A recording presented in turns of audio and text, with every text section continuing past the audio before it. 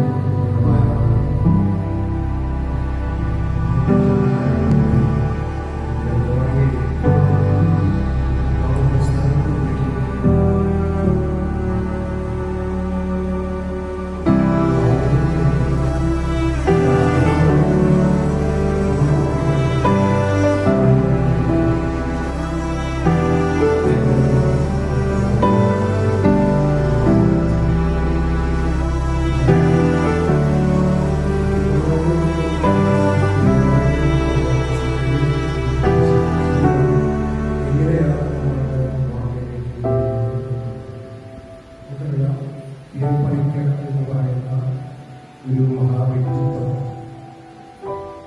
അദ്ദേഹം ഗ്രന്ഥശാല പ്രസ്ഥാനം കെട്ടിപ്പടുക്കുന്നതിന് കേരളം തുടക്കമിടുകയും വലിയ തോതിലുള്ള സാക്ഷരതയുടെയും വായനയുടെയും അറിവിന്റെയും ലോകത്തെ കേരളത്തിന് വഴികയും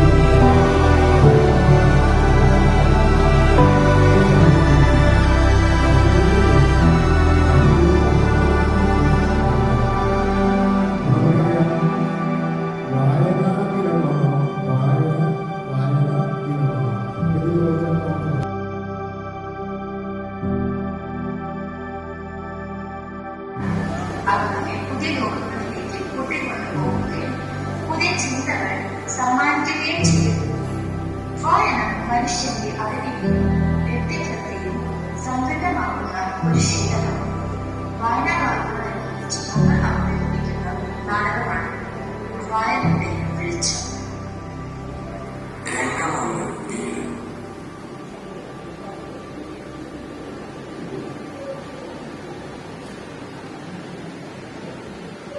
അതിനെ പഠിക്കാൻ തുടങ്ങിയില്ലേ?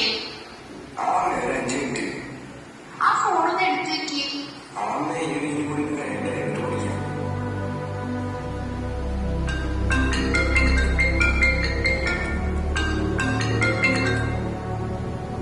ഹലോ ഞാൻ അച്ഛൻ്റെ മലയാളം ടീച്ചറാണ്. അച്ഛൻ്റെ പറഞ്ഞ് വീട്ടിലോട്ട് നോക്കിയിട്ടുണ്ടാവും. പ്രത്യേകിച്ച് മലയാളം ഒരക്ഷരം എഴുതി വായിക്കുന്നില്ല.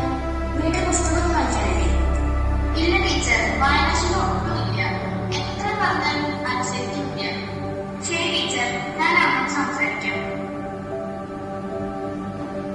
അഖിലെ, നിന്നെ മലയാളം ടീച്ചർ വിളിച്ചിരുന്നു.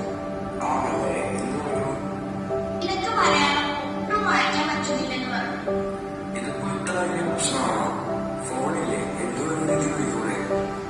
എല്ലാം ഫോൺ പറഞ്ഞു തരില്ലാത്ത പോലെ.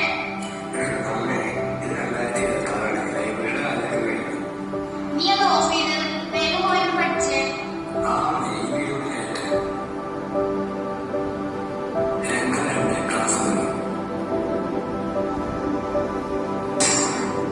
ഗുഡ് മോർണിംഗ് കുട്ടികളെ.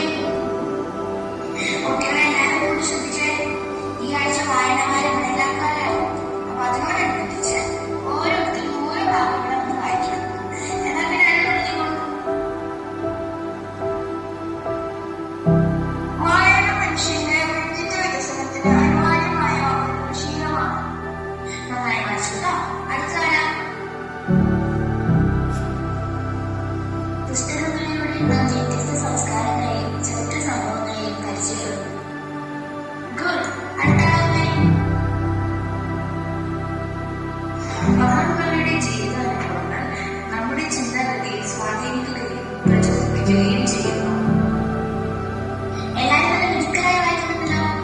അടുത്തതാരാ? അതിൽ ഇങ്ങോട്ട് വരൂ. അത് അടുത്ത ഭാഗം വായിക്കും.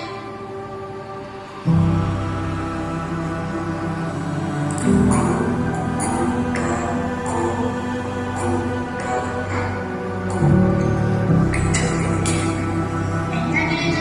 ഒന്നും വായിച്ചു പറ്റുന്നില്ല അല്ലേ? അതിനെ ദിവസവും മണിക്കൂറുകൾ ഫോണിൽ ഇട്ട് വെച്ചുകൊണ്ടിരിക്കുമ്പോൾ ഇതൊക്കെ തന്നെയാണ് സംഭവിക്കുക. വായന ഒരു കഴിവാണ്. അത് പരിശീലിക്കാൻ വേണം.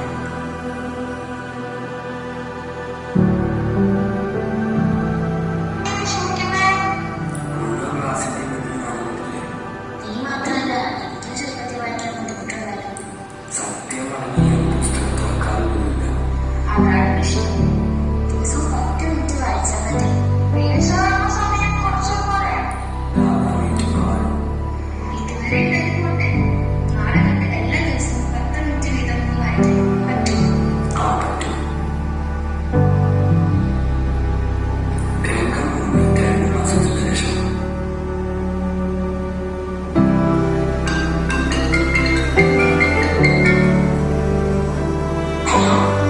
ടീച്ചർ, എന്ത് പറ്റി? അവൻ ഇങ്ങനെ ഉണ്ടാക്കിയോ? ഇനി അവനെ അതിലും നല്ല മാറ്റം മലയാളം നന്നായി വായിക്കാൻ പഠിച്ചു. എഴുതാൻ പഠിച്ചു. വീട്ടിൽ നന്നായി വായിച്ചിരുന്നു. ആ ടീച്ചർ, ഇപ്പൊ വീട്ടിൽ വന്നിട്ട് വായിക്കുന്നൊക്കെ ഉണ്ട്. ഫോണിന്റെ ഉപയോഗം നന്നായി കുറച്ചിട്ടുണ്ട്. അതെന്തായാലും നന്നായി. ഫോൺ കാണാൻ നിർത്തിയിട്ടില്ലല്ലോ. അപ്പൊ ഇതുപോലെ തന്നെ തുടരാൻ പറയുമോ? ആ ശരി ടീച്ചർ, ഞാൻ അവനോട് പറയാം. അവന്റെ ജീവിതത്തിൽ മാറ്റം വന്നത് ഒരു ദിവസം കൊണ്ടല്ല. ദിവസവും കുറച്ച് സമയം